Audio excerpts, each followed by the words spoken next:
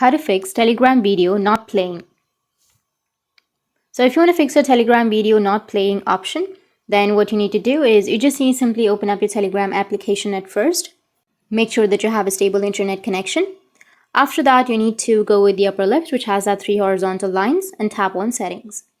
Under settings, you need to scroll down, go with data and storage. And under data and storage, you need to scroll down, and under the streaming section, you just need to simply make sure that you have turned on the option of stream videos and audio files.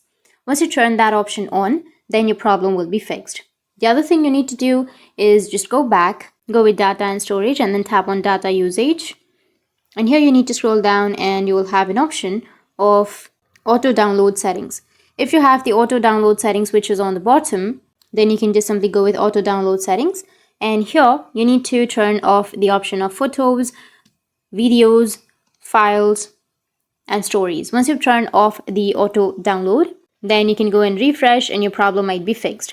If that doesn't fix your problem, the next thing you need to do is you need to go with your network connection. Make sure that you have a stable internet connection.